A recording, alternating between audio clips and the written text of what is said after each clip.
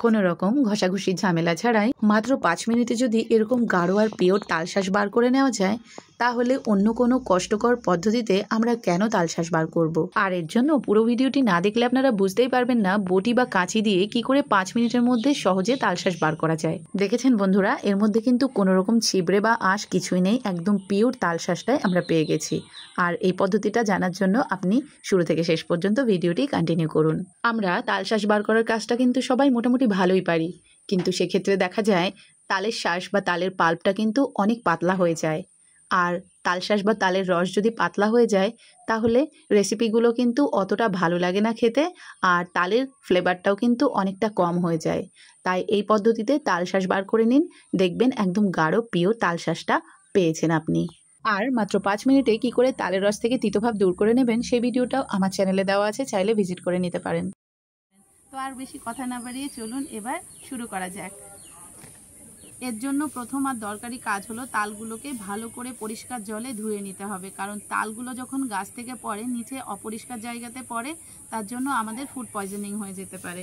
সেজন্য আমরা তালগুলোকে ভালো করে ধুয়ে নেব। আমি অলরেডি তালগুলো ধুয়ে নিয়েছি। এই যে একদম পাকা তাল, দেখুন কত সুন্দর, এজন্য কত সহজে মুখটা খসে গেল। তো আমি তালগুলো এবার এর খোসা ছাড়িয়ে নেব। এই যে ঠিক এইভাবে তালের খোসাগুলো ফেলে দেব। কোনো খাটনি নেই, কোনো ঝামেলা ছাড়াই কত সহজে আমি তালের শাঁস বা পাল্প বের করে নেব। আপনারা শুধু দেখতে থাকুন। ছোটবেলায় মাকে দেখতাম এরকম পেঁচে বা চুবড়ি উপুর করে এর পেছনে তালের আঠিগুলো ঘষে তালশাঁস বার করতে, সেটা কিন্তু অনেক কষ্টের। তো আমি আজ খুব সহজ পদ্ধতিতে এটা করে দেখাবো। দুটো তালই কিন্তু আমি খোসা ছাড়িয়ে নিয়েছি। এবার তালগুলোকে মাঝখান বরাবর ভেঙে নেব। 3 আঠির তাল। এই যে এবার যেটা করতে হবে, একটা বটি নিয়ে নেব আমি। আর এই কাজটা কিন্তু আপনারা কাঁচি দিয়েও করে নিতে পারেন। একটা বটি নিয়ে নিলাম। এবার এই বটিতে করে এই তালের গায়ের এইগুলো কেটে নেব। এই যে এরকম করে ফেলবো এইগুলোকে, এই রেখে দিলাম। আরও একটা কেটে নেব। আমি যেমন বটি দিয়ে কেটে নিচ্ছি, আপনারা চাইলে কিন্তু কাঁচি দিয়েও কেটে নিতে পারেন। আপনাদের যেটা সহজ মনে হবে আপনারা সেটাই করবেন। আমার কাছে এটাই সহজ মনে হলো, তাই আমি এটাই করে নিচ্ছি। এবার যেটা করতে হবে, এই মগে করে জল নিয়েছি আমি, এখানে পরিমাণ মতো জল দিয়ে দেবো। আমি এখানে 3 থেকে 4 কোষ জল দিয়ে দিচ্ছি।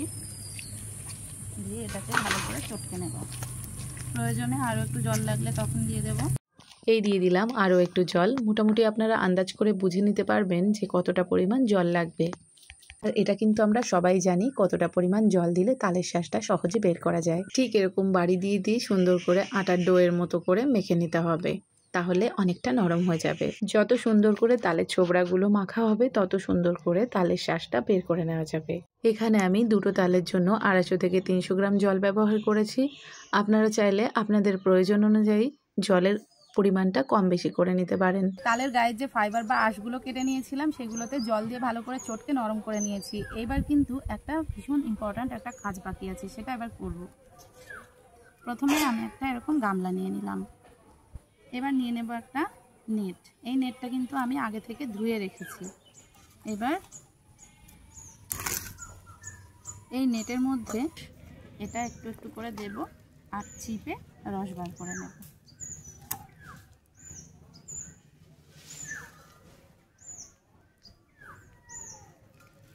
এই দেখুন কত সহজে বার হয়ে যাচ্ছে না?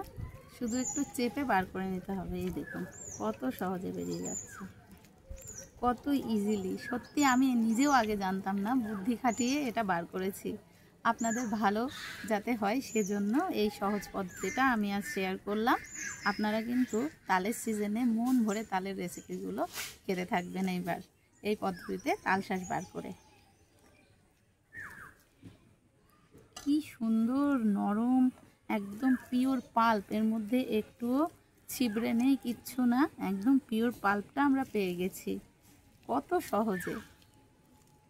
সত্যি আপনারা এটা বাড়িতে না করলে সত্যি বিশ্বাস করবেন না। আপনারা অবশ্যই অবশ্যই কিন্তু বাড়িতে করবেন এটা, আমি গ্যারান্টি দিচ্ছি। আপনারা কিন্তু অবশ্যই উপকৃত হবেন। জাস্ট এতটুকু নিয়েছিলাম তালের রস, কতটা পাল্প বেরিয়েছে আপনাদের এবার আমি কাছ থেকে দেখাচ্ছি।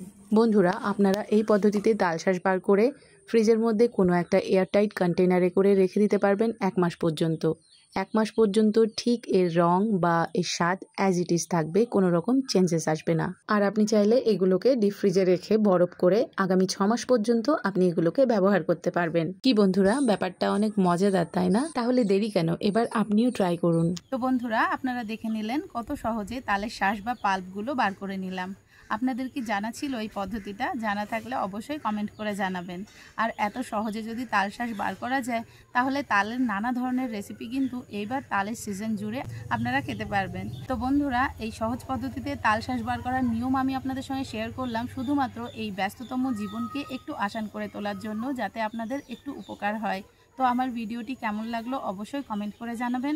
আর আপনারা কে বা কারা এই পদ্ধতিতে তালশাঁস বার করেন অবশ্যই কমেন্ট করে জানাবেন। আর কমেন্ট সেকশানে একটা হাইপ বাটন আসবে, সেটা প্রেস করতে ভুলবেন না। আর আপনি যদি চ্যানেলে নতুন হন অবশ্যই চ্যানেলটিকে সাবস্ক্রাইব করে দেবেন। আর ফেসবুক পেজ থেকে দেখলে অবশ্যই পেজটিকে ফলো করে দেবেন। আর এই ধরনের নিত্য নতুন ভিডিওর জন্য আমার চ্যানেলটির সঙ্গে জুড়েই থাকবেন। সবাই ভালো থাকবেন, সুস্থ থাকবেন। টাটা।